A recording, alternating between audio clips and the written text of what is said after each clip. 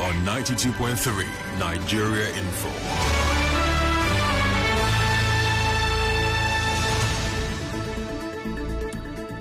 On the news this morning, state lawmakers threaten to protest over exclusion of rivers from World Bank loan for projects.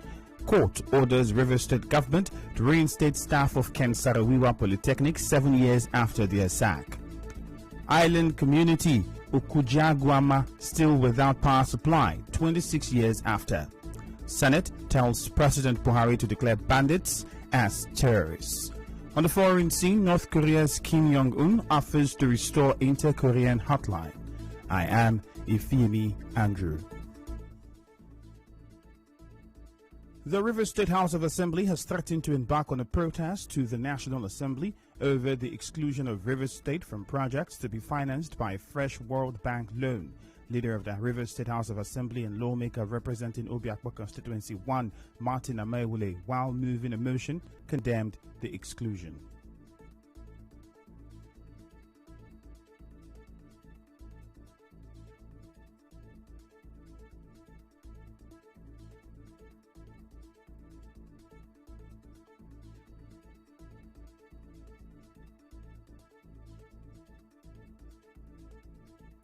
A lot has been said already regarding the motion. I therefore want to say, Mr. Speaker, that against this background, urge this Honourable House to do resolve as follows. Number one, condemn the exclusion of Rivers State as a beneficiary state from the proposed federal government of Nigeria. Two, urge the National Assembly to ensure the inclusion of Rivers State as a beneficiary state from the proposed federal government loan, which is before the National Assembly. Three, any other order that this House be influenced. Meanwhile, Speaker of the House, Ikunyowaji Igbani, after listening to deliberations by members of the House, set up a three-man committee that would meet with members of the Rivers State National Assembly caucus to ensure that the state is included as a beneficiary of the World Bank loan. Members have agreed that the House do condemn the exclusion of Rivers State as beneficiary from the proposed federal government of Nigeria loan that is before the National Assembly. Prayer 2. Urge the National Assembly to ensure the inclusion of Rivers State as beneficiary from the proposed federal government loan before approval of the request is given by National Assembly. The House also resolved the 32-member state constituency legislature will rise and make formal protest to the National Assembly to register our displeasure on the exclusion of Rivers State as a beneficiary of the loan that is being sought by the federal government to fund projects, and that in doing so, our National Assembly members, the senators and the House of Representatives will also be consulted. Correspondent Emeka Otuka reports that the Rivers State House of Assembly also approved the request of Governor Nyesom Wike to borrow 25 billion naira. The lawmakers also passed the Rivers State Judiciary Institute bill into law. In another development, a bill seeking compulsory treatment and care for victims of gunshot wounds has passed first reading on the floor of the Rivers State House of Assembly. The bill was sponsored by the member representative of Emoha State Constituency, Sam Oge. Mr. Oge said the bill will ensure that people with gunshot wounds are saved. The summary of this bill is to save life and ensure that we don't lose our loved ones because of some administrative policies that are no longer tenable in the present situation. Mr. Speaker, this bill seeks to make it mandatory for medical institutions and facilities here in Rivers State to receive and treat any person who is a victim of gunshot without making reference for police clearance. That is the whole idea. The National Industrial Court in Port Harcourt has ordered the Rivers State government to reinstate the 217 staff of Kensarawiwa Polytechnic 7 years after their sack. In his judgment, Justice Polycarp Aman said the state government did not follow due process while sacking the affected staff. Recall that in the first tenure of Governor Nyesom Wike, he sacked 435 staff, including lecturers of the Kensarawiwa Polytechnic that were recruited during former Governor Chibike Amechi's administration. Amana Peace and 3 others dragged the Rivers State government to court for unlawfully sacking them. Meanwhile, one of the lawyers to the sacked staff, Courage Insiremovu, tells correspondent Sebio Ruwari that it is clear the Rivers State government erred in its decision. He advised that the Rivers State government not appeal the judgment. Every party has the right to appeal. The moment court has said they be reinstated, the state to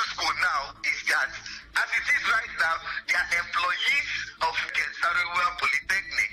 And any person that harasses them will have to face the court on contempt proceedings.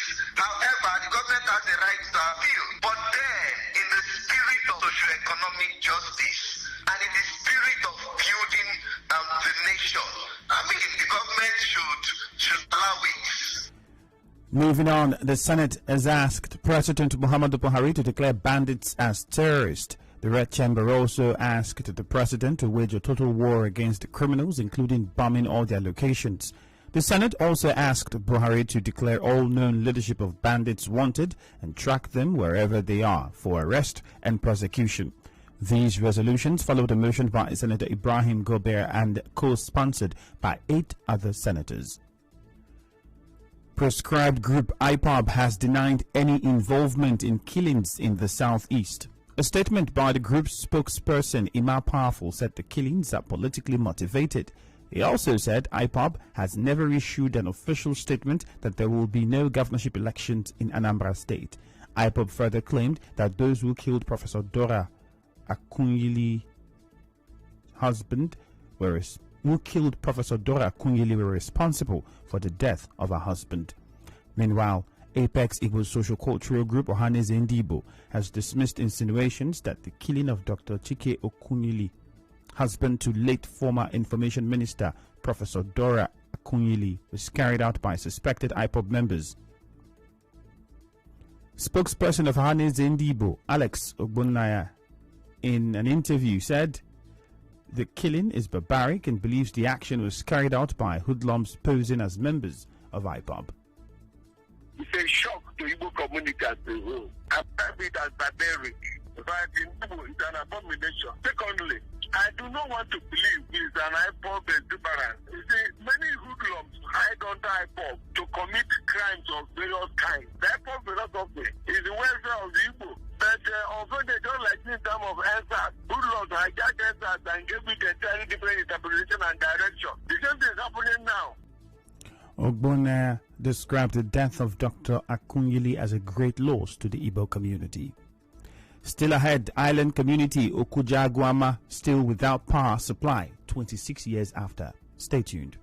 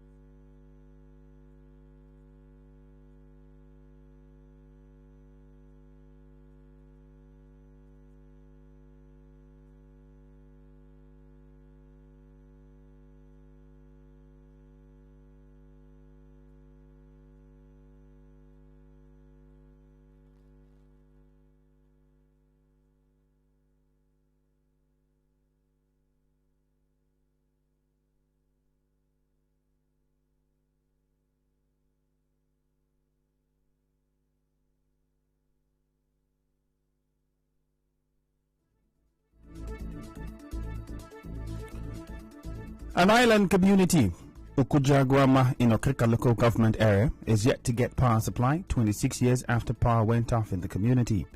Community Development Committee Chairman in Ukujagwama, Dabo Opuye Owobobari, in an interview with correspondent Martha Okiri, said attempts were made by the federal government through the Ministry of Mines and Power to connect electricity to the community through a Aleto community in Eleme local government area, but that has not been successful.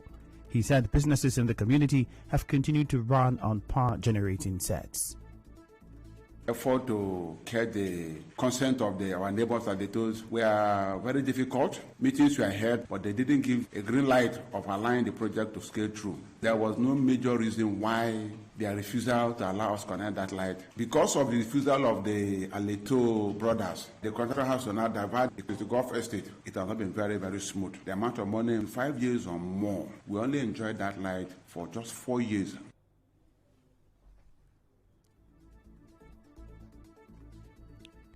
Mr. Owobobari said the community does not also have a source of good drinking water, even though it has 2 public water boreholes.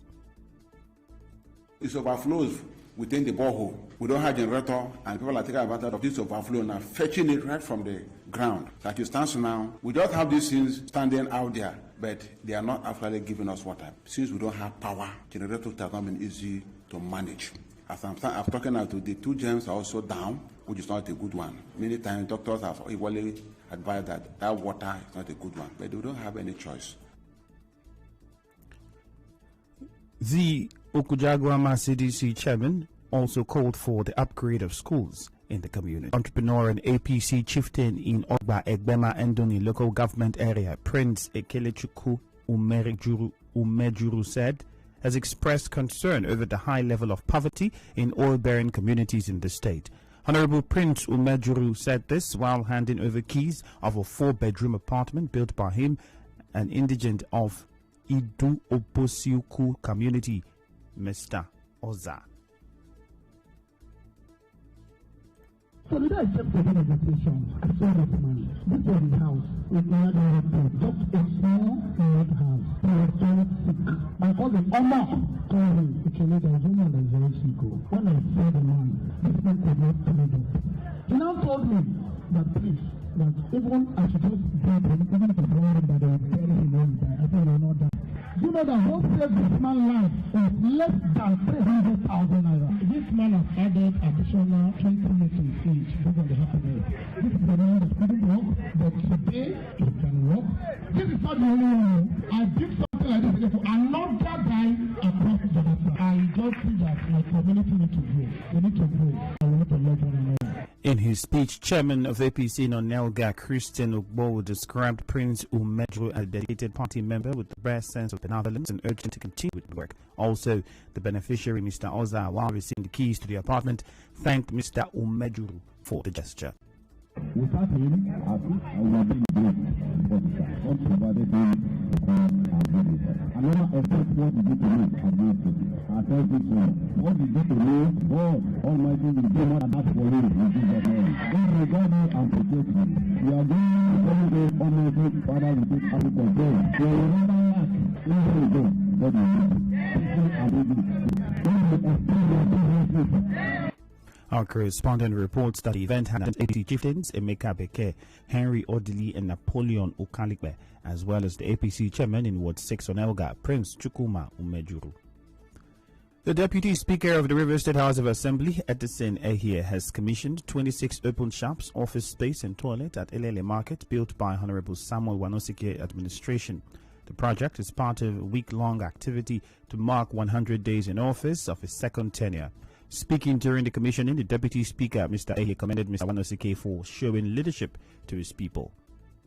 What we are witnessing today is the dividends of democracy. The patience that your people, in their numbers, have expressed today shows that they are happy with you. And even members of the opposition, the APC, have come out to say, yes, we are in APC, but we are happy to identify what you are doing. It shows that the project is a clear one that will benefit the people. We congratulate you for this wonderful performance in your first 100 days in office. This shows that you came into government prepared and ready to deliver on the trust that was given to you by your people. While introducing your achievements and mentioned projects cut across the 13 wards from the health sector, education sector, as a local government chairman, we are not surprised because this can only be achieved in Rivers State when working with somebody that Chief Honorable Barrister Yesom is in 1 weekend.